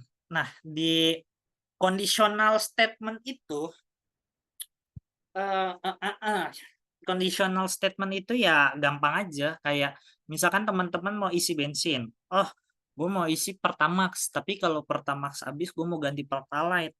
Kalau Pertalite habis juga, gue ke Shell deh. Nah, itu percabangan dalam sehari-hari, teman-teman. Nah, kalau dalam JavaScript ya, kita lihatnya kayak gini. Nih, yang pertama itu ada if. If ini sangat simpel. Jadi tuh hanya satu kondisi ya. Dan dia harus nilainya itu true. Ketika true, dia akan ngejalanin kode nih yang ada di dalam sini. Contoh, di sini ada variabel age 20. Nah, kita cek umurnya udah lebih dari 18 belum? Nah, kalau udah, kita konsolog. Kamu sudah cukup umur untuk vote. Kayak gitu. Ini untuk yang if percabangan satu kondisi. Terus kita lihat lagi. Nah, tadi kan ada if ya. Kita cuma ngasih tahu kalau dia beneran di atas 18, di atas atau sama dengan 18 tahun, kita bilang ke dia cukup umur untuk vote, tapi kita nggak ngasih tahu apa-apa kalau dia masih 17 tahun tuh gimana. Nah, itu kita tambahin yang namanya block else ya, teman-teman. Jadi kalau ternyata si orang ini umurnya kurang dari 17, kita kasih tahu ke dia, kamu belum cukup umur gitu. Masih underage, nggak boleh vote-vote dulu gitu. Nah, terus nanti ada lagi ini if else. Nah, apa ini? Ibaratnya gini, temen-temen disuruh nih ke warung ya sama ibu temen-temen. Contoh, Adi ke warung, tolong beliin telur 5. Itu kondisi pertama, telur sama dengan 5. Kita tulis deh codingannya deh. Contoh, if let telur sama dengan 0. Gini. Nah, misalkan stok di warung gini deh. 100.000. Berapa sih di warung Madura biasanya telur? Ya anggaplah 100 lah ya gitu. Terus kita tulis di sini if. Nah, kondisi yang pertama tadi ibuku nyuruh, Adi tolong beli telur 5. Berarti kita harus tahu dulu kan. Oh, sorry. Iya, beli telur 5. Nah, di sini telurnya itu di warung Madura ada 100, teman-teman. Kalau telur lebih dari 100, aku beli. Berarti nanti kita konsolog. Konsolog, aku beli telur gitu. Tapi ibuku ngasih perintah lain. Kalau ada telur, ya, kalau kamu beli telur, kalau ada telur doang ya, berarti ada else if nih. Else if, which is telur harus lebih dari 0 gitu. Nah, telurnya lebih dari 0, ngapain gitu. Nah, ini contohnya deh nih. Kita lihat aja deh contohnya, aku bingung sendiri. Nah, gampangnya nilai deh. Di sini siapa yang nilai struktur data algoritmanya keok, angkat tangan adik-adik. Nah, misalkan kayak gini, KKM-nya di FIK 85. Ternyata si Naufal itu skornya 90. Nanti dia dapat nilai A. Terus si Damar itu skornya 80. Nanti dia dapat nilainya B. Nah, ini kayak gini, else if. Capek nggak dibacanya? Capek. Kebanyakan cabangnya, ya kan? Oleh karena itu kita selalu mencari solusi yang mudah ya, teman-teman. Yaitu kita akan pakai yang namanya switch. Nah, switch ini jauh-jauh lebih mudah. Caranya itu kita gini, di sini ada ekspresi. Ekspresinya ini satu kondisi aja. Ya, satu kondisi aja. Contohnya kayak gini nih. Nih, harinya ada 3. Ya, kita ngecek kalau harinya 1 itu Senin. Nih, sorry. Kan ini nih. Ini yang mau kita bandingin tuh yang ini nih. Ada day, terus kita bandingin day itu di sini. Day-nya itu 3 ya. Kalau day-nya itu 3, nanti case 1 Senin. Tapi kan enggak, bukan Senin. Berarti kita cek case kedua. Case kedua itu Selasa. Bukan, karena kita nggak mau nih. Sorry. Kayaknya bingung. Nih, kita tuh mau ngebandingin gini, guys. Ini, yang di sini, kita bandingin sama yang di sini. Kayak gitu. Gampangnya gini deh. Gimana ya? Nih, jadi tuh ekspresi yang ada di sini ya, ekspresi yang ada di sini, kita kita jadiin dia sebagai parameter. Apakah nilai 1 itu sesuai dengan yang ada di ekspresi, true or false ya? Kalau iya, nanti kita jalanin. Kalau ternyata nilai 2 yang sesuai dengan ekspresi, kita jalanin yang nilai 2. Kalau nggak ada yang sama sekali gimana? Nggak ada yang sama, nilai 1, 2, dan nilai seterusnya. Kita jalanin nilai default ya. Jadi tadi di contohku itu kayak gini. Eh, nih, kita mau ngecek day-nya 3. Kita cari case yang sama tuh case ketiga kan. Oh, berarti hari ini hari Rabu. Kayak gitu. Tapi kalau ternyata nggak ada nih, misalkan case 3-nya kita ilangin ya. Case 3-nya kita ilangin nih. Sret, kayak gini. Kita ilangin lah kayak gitu. Nah, nanti kan nggak ada ya. Adanya cuma case 1, case 2. Kita nanti langsung gini, hari tidak dikenal. Anomali ini, alomani ini. Siapa sih dia ini? Dia tidak ada di mana-mana gitu kan. Nah, kita udah ya yang untuk percabangan. Apakah ada pertanyaan teman-teman untuk percabangan? Sebenarnya percabangan simpel sih. Nah, kita lihat. Kayaknya aku ada soal latihan. Nah, ini dia. Ada soal latihannya. Soalnya ini aku nanya ChatGPT sih ya. Buatlah sebuah program untuk mengecek apakah suatu bilangan adalah genap atau ganjil. Nah, caranya gini, kita bisa pakai if, teman-teman. Jadi misalkan ada let bilangan. Eh, sebut angka random, berapa? 990, ya inilah, kita nggak tahu ini berapa ya kan, random. Nah, kita mau ngecek tadi, ini ganjil atau genap. Caranya gini, kita bikin if ya, eh kita mau ngecek bilangan ini genap apa enggak. Kita tulis bilangan modulus 2 sama dengan kalian bisa sama dengannya 2 aja, bisa sama dengannya 3. Tapi jangan sama dengannya 1. Kalau sama dengannya 1 ngeganti nilai variabel, jangan ya. Jadi bedanya sama dengan 2 dan sama dengan 3 itu sama dengan 2 cuman ngelihat value-nya aja, guys. Tapi sama dengan 3 sampai tipe datanya pun bakal dicek. Dia sama-sama number enggak? Gitu. Dia cek. Jadi kalau kamu nulisnya kayak gini, kan string. Sedangkan yang ini apa? Number. Nah, itu enggak bisa. Jadi kalau mau aman play safe 2 aja nggak apa-apa kayak gini. Nah, nanti masuk konsol bilangan genap. Kalau bukan apa? Kita tulis bilangan ganjil. Kayak gini. Ini untuk soal yang pertama gitu. Gampang kan ya untuk ngecek. Nah, kita masuk soal selanjutnya. Buat program yang menentukan grade berdasarkan nilai ujian A, B, C, D, E, F. Kok nggak ada E ya? Kok langsung F ya? Menggunakan if, else, if gitu. Oke, berarti misalkan KKM ya. Let KKM equal berapa KKM? KKM-nya misalkan 78. Terus ada let grade. Misalkan grade speed lah. Si speed itu kemarin. Ternyata dia 0 gitu kan. Ya, anggap aja gitu. Kita cek yang pertama, if grade speed lebih besar sama dengan KKM, kayak gini, kita konsol log nilai A, kayak gini. Ini kondisi yang pertama. Kondisi yang kedua, else if-nya, else if grade speed, nah kayak ginilah, terus. Ini namanya the power of AI ya guys. AI akan mengalahkan programmer gitu. Enggak sih, ini aku lagi malas ngetik aja sebenarnya gitu ya. Jangan ditiru ya guys. Ini nanti deh ada tips buat dapetin AI. Nah, itu untuk soal latihan yang kedua ya.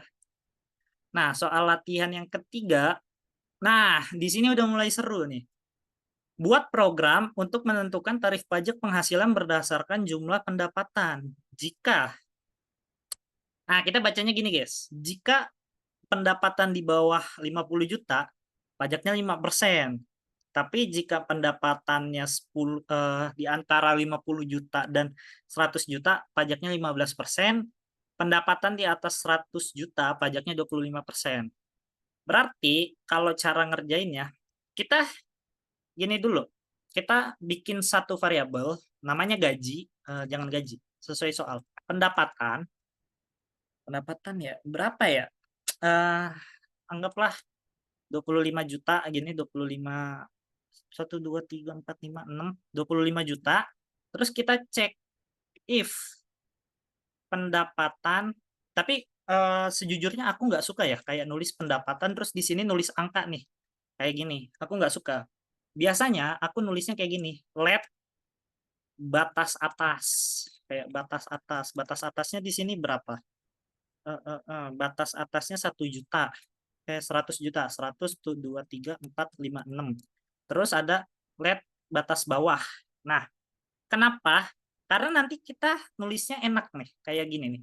If pendapatan lebih kecil dari batas bawah, nanti kita konsol jangan konsol log. Tadi maunya apa?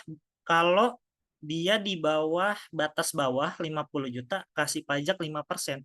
Berarti kita hitung pendapatan bersih sama dengan pendapatan dikali dikali pajaknya berapa? 5%. Pajak 5% berarti cuman dapat 95 dibagi 100, atau cara cepatnya ya tulis aja 95 bagi 100 sih, karena kalian nggak bisa pakai persen gini guys, nggak bisa nih karena ini modulus ya, dia operation modulus, jadi pakai aja 95 per 100 gitu. Ini dikasih parenthesis atau tanda kurung juga nggak apa-apa kayak gini.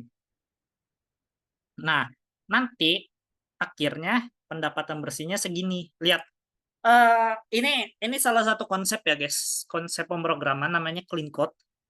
Kalian tentuin angkanya, kalian kasih variabel, jadi nanti di kondisi kalian kayak gini, jadi lebih rapi dibanding kita nulis kayak gini gitu. Terus, nah kan kayak aneh gitu ya, nanti kan ngerubahnya susah ya. Bayangin kalau kalian punya if else-nya banyak, kalian harus ngerubah gitu. Jadi mending ganti aja batas bawah kayak gitu.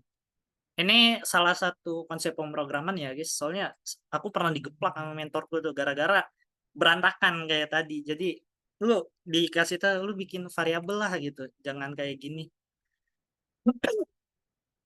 Nah, ini kan nanti PPT-nya aku kasih ya. Untuk soal keempat tuh soalnya paling susah dan aku males ngerjainnya, jadi kalian nanti kerjain sendiri ya buat latihan gitu. Oke.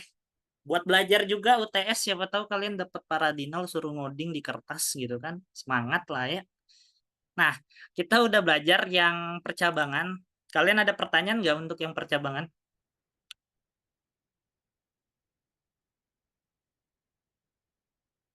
Ada pertanyaan? Kalau ada boleh di ini aja, di chat.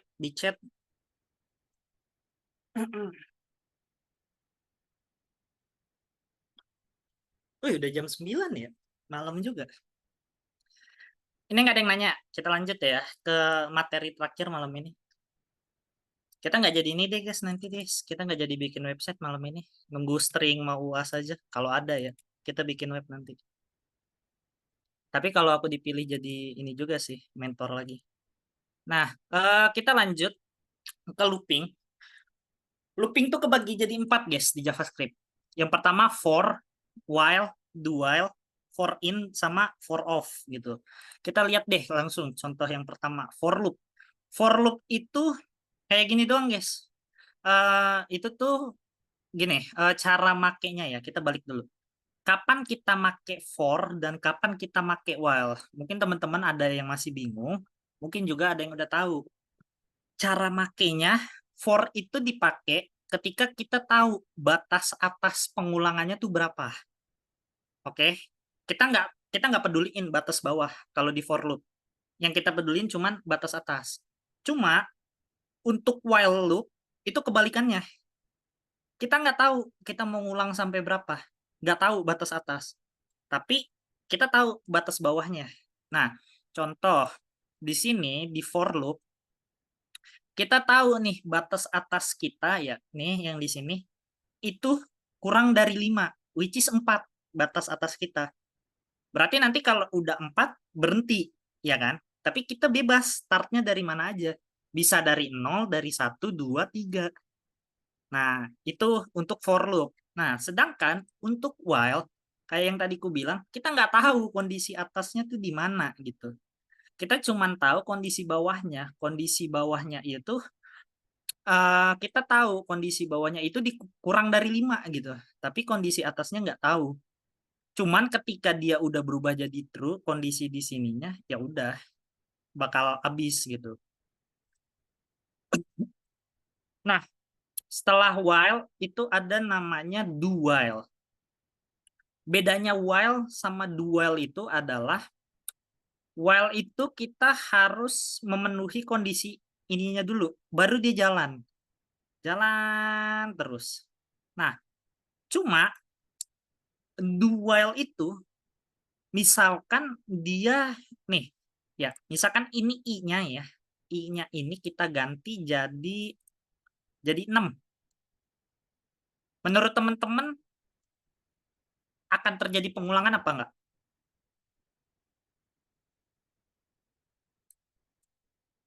Kalau ini aku ganti jadi 6, bukan 0.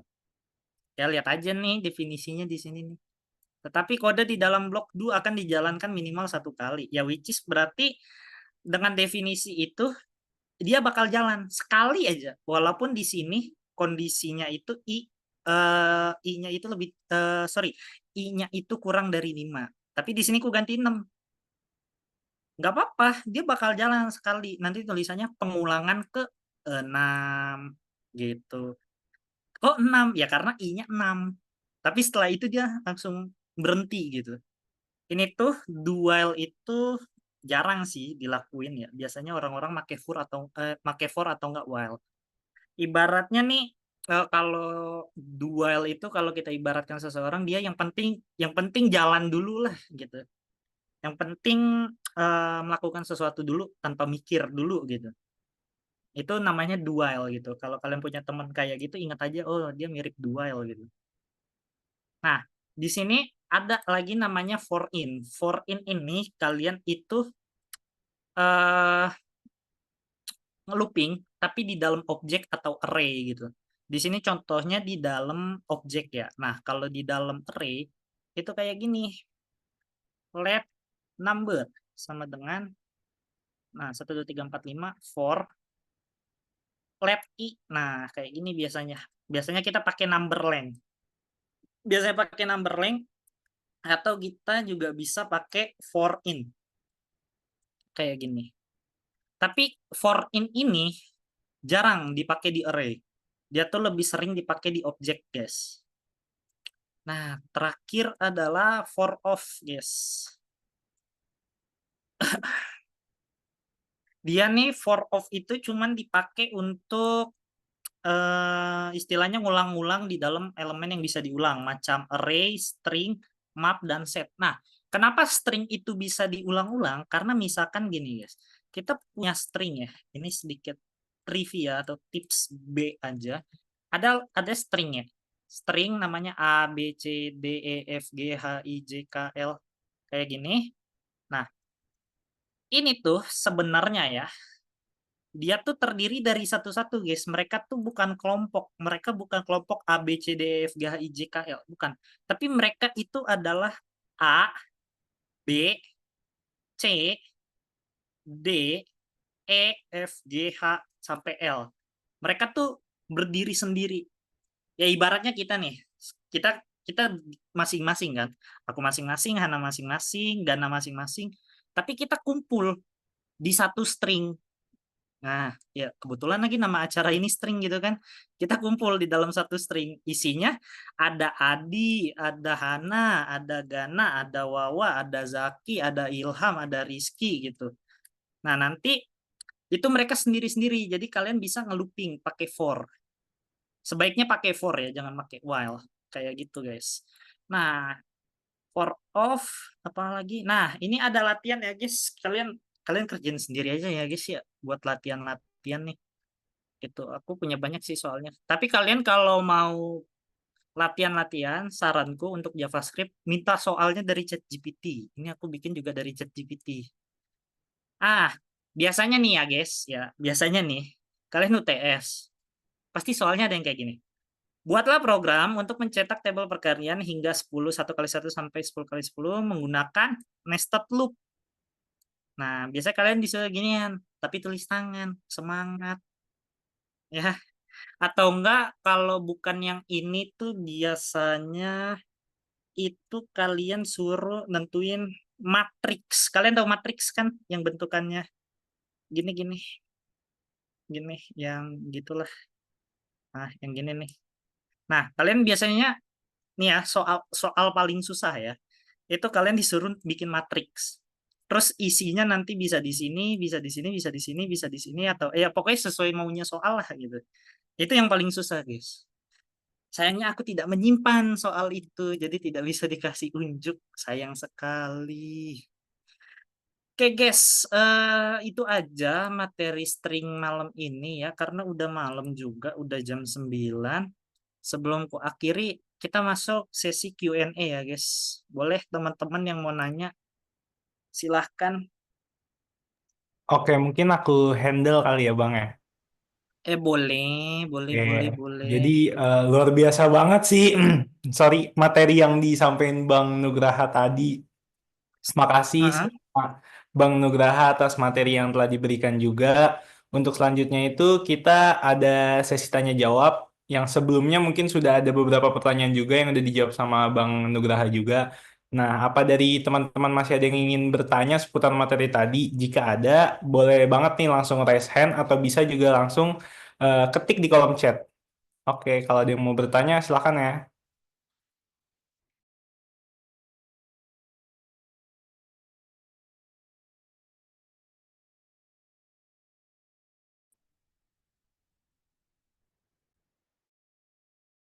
Mungkin sambil nunggu-nunggu teman-teman yang lain ada yang mau nanya, aku mau nanya nih Bang, boleh nggak? Boleh, boleh, boleh.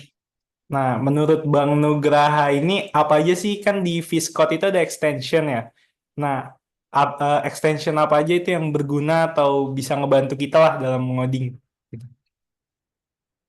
Kalian mau ngoding apa dulu? Karena extensionku itu mostly untuk back end. Kalau untuk yang kalian ya, biasanya sih ini, bentar-bentar. Ini extension andalan, guys. Andalan keluarga ya. Itu kalian cari nih, namanya extension live share. Live share. Yang ini kalian nggak perlu repot-repot ngoper file gitu. Lu kerjain dong file ini gitu kan. Kalian pakai ini, nyalain, kalian bisa langsung kerja di satu workspace yang sama. Ini kan Visual Studio Code namanya workspace ya. Ya kan?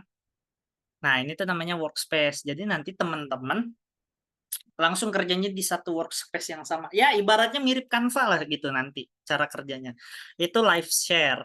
Terus ada lagi extension namanya untuk sekarang buat kalian auto rename tag. Auto rename tag. Nah, terus ada juga nanti namanya eh apa lagi ya? Hmm, hmm, hmm, hmm. Ini ya, color ya, color rainbow kali. Lupa lagi namanya. Rainbow, rainbow, rainbow line. Nih, ini namanya indent rainbow. Itu tuh nih. Nah, kalian lihat kan nih di sini kayak ada warna-warna gini. Ini tuh buat tahu ini harusnya dia ada di mana gitu. Nah, terus nanti ada lagi extension namanya prettier gitu ya. Ini untuk membuat kode kalian menjadi lebih cakep gitu. Nah, sabar ya yang nanya extension AI nanti ada step tersendiri guys. Itu di luar VS Code soalnya. Sabar, sabar, sabar. Kita ada caranya. Kita manfaatin KTM kita. Nah, ada Prettier terus nanti teman-teman cari juga ESLint di sini harusnya ada. Nih, ini teman-teman install ESLint terus habis itu ada lagi hmm, live server. Live server bukan sih? Nah, ya benar. live server ini nanti teman-teman install buat apa? Jadi ketika teman-teman ngedevelop HTML, klik kanan. Nah, nanti ada nih open with live server. Jadi nanti dia otomatis berubah tampilan webnya tiap kali teman-teman nge-save kayak gitu. Untuk sekarang kalian butuhnya itu. Nah, ada pertanyaan bagus. Izin bertanya, Bang, perbedaan antara metode get dan post dalam pengiriman data melalui form HTML tuh apa ya? Sebentar. Oh, gampang perbedaannya. Kita balik lagi ke website kesayangan kita semua, Leads. Iya, saya sampai muak buka ini web gitu ya. Ada aja tiap hari yang dikumpulin ya di web ini. Nih, bedanya get atau post itu ya, teman-teman ya. Ketika teman-teman login di sini, terus pencet login, datanya tuh sebenarnya dikirim nih melalui sini bla bla bla bla bla, misalkan kayak gini, NIM 22.105.12109 misal kayak gitu. Nah, ini namanya get. Get itu sesuai arti secara harfiah.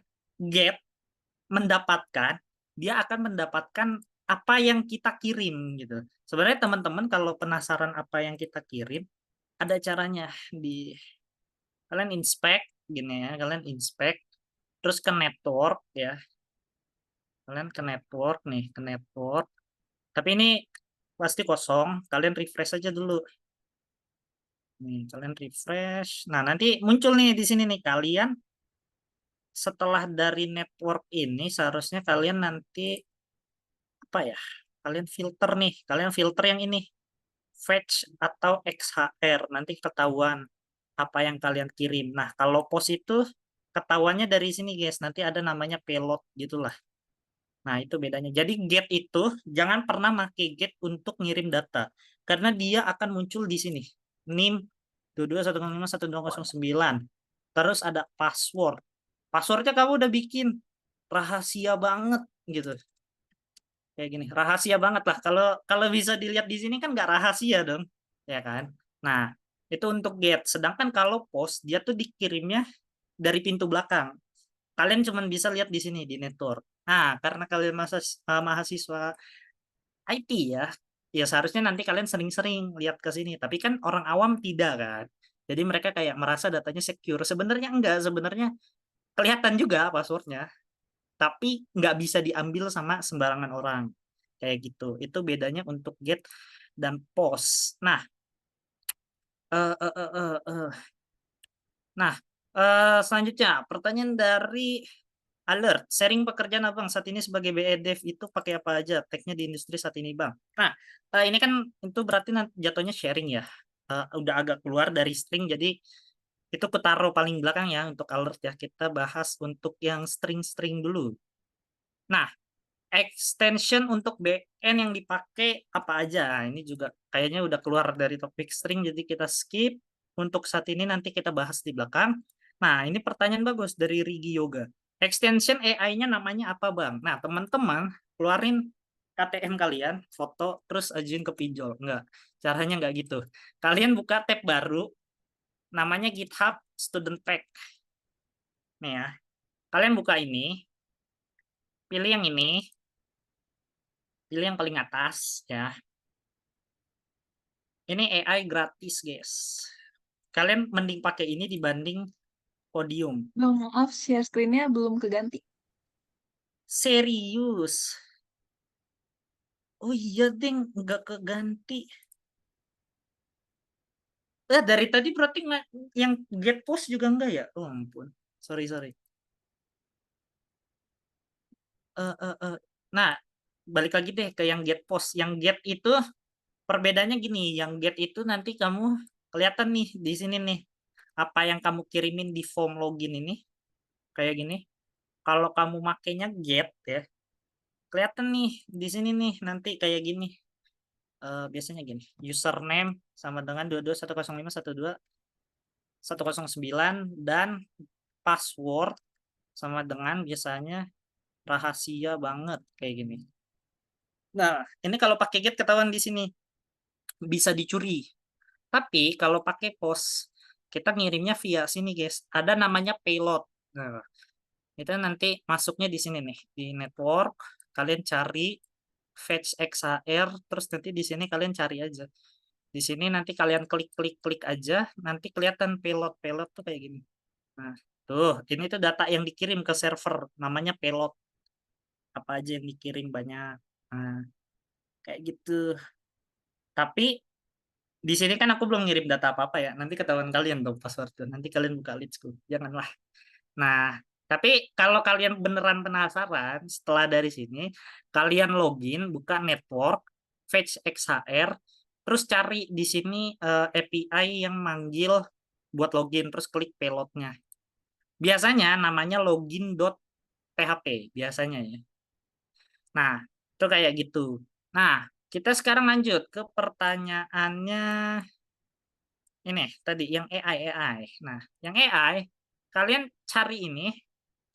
Sorry, kita ulang. Ini dia. Kita cari, kalian cari ini GitHub Student Pack, ya kan? Udah. Ketika udah, kalian masuk ke yang paling atas, GitHub Student Developer Pack. Kalian buka, nih ya. Terus lanjut ke ini, sign up for Student Developer Pack. Kalian klik,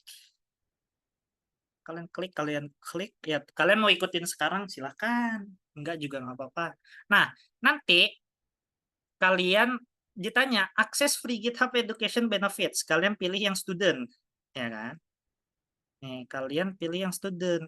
Aku udah pernah request 2 kali, yang pertama ditolak, yang kedua berhasil. Nah, nanti nih ya, nanti kalian scroll ke bawah, kalian masukin namanya, boleh UPN, boleh enggak, tapi sebaiknya kayak gini sih, Veterans National Development University, terus nanti kalian klik continue, nanti kalian lengkapin data diri kalian, nanti kalian foto sama foto KTM-nya buat verifikasi kalau kalian bener mahasiswa UPN. Setelah itu nanti kalian dapat namanya GitHub Copilot. Nah, setelah dapat GitHub Copilot, kita masuk lagi ke Visual Studio Code. Kelihatan nggak Visual Studio Code tuh? Kelihatan? Kelihatan Bang. Nah, nanti kalian ke sini nih, tab yang account, terus kalian cari sign in with GitHub, nanti ada di sini. Ini karena aku udah sign in, jadinya nggak ngaruh. Kalian nanti bikin akun GitHub dulu aja guys, di sini nih, github.com. Ini akun GitHubku. Tapi kalau kalian belum ada akun GitHub, bikin dulu aja kayak gini caranya. Nih, kalian GitHub, gini, github.com.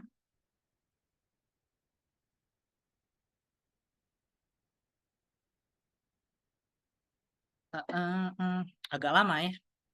Nih, kan kebuka. Nanti kalian langsung ini aja sign up. Kalian pakai email pribadi aja, nggak apa-apa. Kalian nanti atau enggak pakai email kampus juga nggak apa-apa, nggak masalah. Kalian masukin, nanti isi aja data dirinya segala macem gitu. Setelah udah selesai register, kalian balik lagi deh ke sini nih, GitHub yang ini tadi, GitHub Student Development Pack. Nanti kalian setelah ngisi data diri di sini juga, kalian masukin nih email UPN kalian. Nah, aku udah masukin nih di sini. Makanya saya tidak bisa memberikan tutorial kayak gitu, atau di sini aja kali ya, GitHub Student Pack. Nih.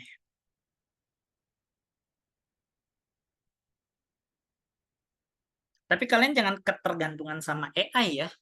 Nanti malah kalian nggak bisa apa-apa. Jadi itu pakai AI ketika kalian malas menulis aja. Nah, di sini kalian harus sign up dulu tuh. Makanya tadi aku bilang kalian bikin dulu aja lah akun GitHub-nya. Kayak gitu. Kayak gitu, Ricky. Nanti kalau udah bikin akun GitHub dan bingung mau ngapa-ngapain, bisa DM aku di IG.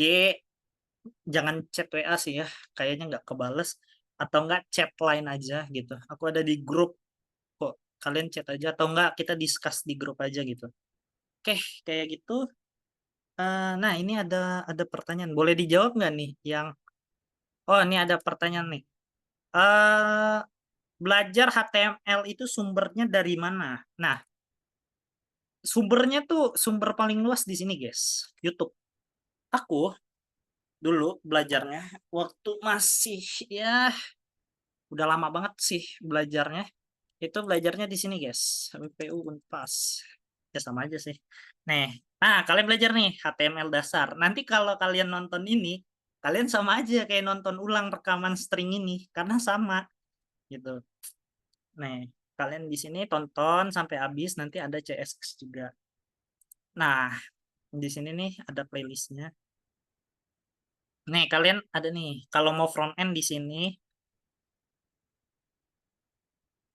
Nah, kalau mau jadi front end di sini, kalau mau jadi back end di sini, kalian pilih aja nyamannya yang mana. Nah, ini ada JavaScript. Nah, JavaScript itu banyak, guys. Dia tuh sampai ya gitulah, banyak lah pokoknya nih. Nanti ada API juga kayak gitu. Jadi belajar aja dari sini. Ini untuk yang benar-benar fundamental ya, HTML, CSS, JavaScript. Tapi nanti kalau setelahnya kalian udah menemukan bahasa pemrograman yang enak, yang sesuai sama kalian ya, kalian tentuin aja mau kemana gitu. Explore aja dulu, guys. Itu sih. Nah, terus pertanyaannya lagi. Tadi yang extension backend. Extension backend tuh sebenarnya yang aku pakai nggak banyak ya. Karena kadang pakai ini database nih. Database aku males buka PHP My Admin, jadinya pakai ini tinggal masukin aja. Kayak gini nanti dia connect lah. Tapi di sini kan aku nggak nyalain PHP My Admin ya. Jadi nggak ada. Biasanya aku pakai query-query di sini. Terus karena aku kerjanya dalam tim, itu ada source control ini nanti buat ngelihat siapa nge-commit apa gitu. Se tak tunjukin.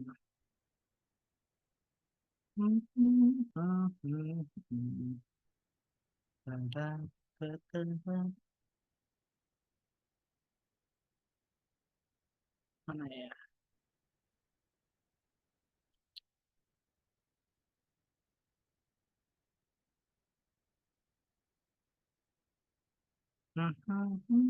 Bentar ya guys, cari dulu.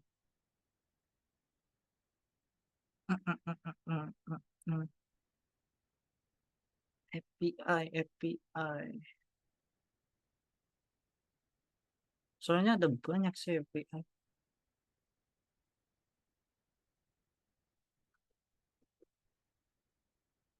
Oh ini aja deh.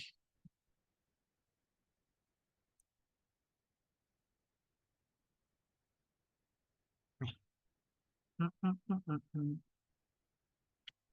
Don't save. Kelihatan nggak? Keganti nggak? Yang kelihatan di kalian apa, guys?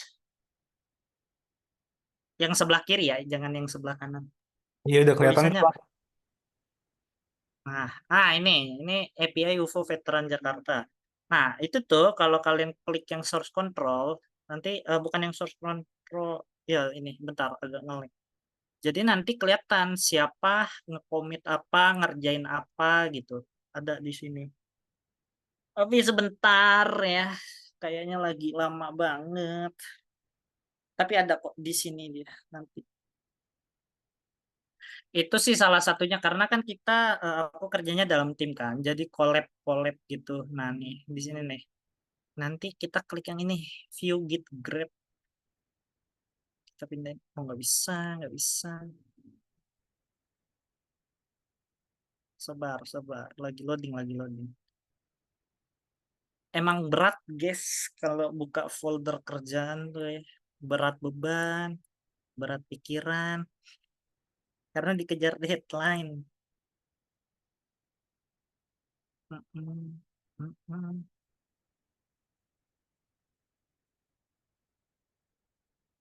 Nah, ini ada yang nanya nih. Belajar JS buat front end enaknya dari mana ya? Kamu jangan langsung lompat ke DOM, percayalah. Karena nanti kamu pilihannya setelah dari JavaScript itu bakal ke React, Vue, or Angular. Dan mereka bertiga itu butuh istilahnya fundamental lah gitu ke kalian yang bagus gitu. Jadi pelajarin aja dulu semua JavaScript sampai selesai itu. Tipe data segala macam. Nanti kamu juga ketemu asinkronus kayak gitu-gitu. itu bakal ketemu. Guys, nggak bisa dibuka guys. Nanti ngobrolnya via PC aja lah, kalian VC aku. Nah, kalau mau sharing kerjaan ya, ini sebenarnya sih kerjaan buat UFO veteran ya. Jadi ini kalau di back end tuh kerjanya begini guys. Ini aku ngerjain berdua sama temanku namanya Naufal. Dia kayaknya hadir deh di Zoom ini. Cari aja yang namanya Naufal. Nah, jadi itu konsepnya gini guys. Nih, kan ada folder-folder nih ya. Kalau kalian lihat ya. Nah, di sini kalian lihat nih ada yang namanya service ya kan, ada yang namanya service, ada yang namanya controllers juga di sini ada yang namanya models, ada yang namanya middleware. Nah, fungsinya tuh apa masing-masing?